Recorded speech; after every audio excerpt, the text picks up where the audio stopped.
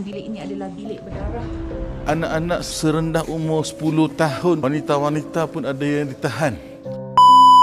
Inilah tempat di mana tahanan-tahanan dikurung, dan selain pada bilik gelap di bawah tanah tadi, kita tengok banyak sel-sel yang merakam memori kenangan pahit tahanan Setnyana di Syria ini.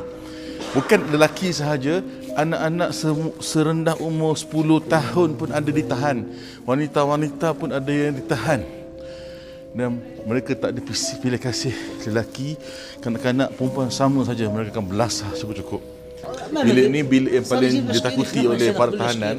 Kemudian kalau mereka nak bunuh orang, nak cekik ke, nak penggal ke, nak apa dalam ni. Jadi bilik ni bilik penuh dengan darah.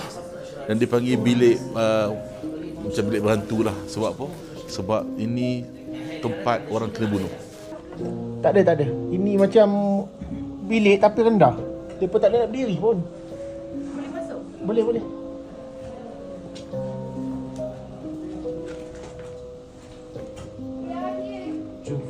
No, Mabi wa F. Tak ada nak berdiri. Bayang Salah tengok. Salah cerita Salah macam mana keadaan. Ini penjara di dalam penjara, dan bilik ini, kawasan ni, satu line tu adalah khusus bagi untuk orang yang sakit, orang yang ada wabak dan sebagainya yang akan dibunuh. So kita boleh katakan bilik ini adalah bilik berdarah, dan ada bau darah dan sebagainya. Dan bila dia masuk kat sini, confirm tak boleh berdiri. Saya yang 153 cm saja pun tak boleh berdiri. Tengok ni, ada sampai ke dinding. Kaki palsu, maksudnya dia bunuh OKU.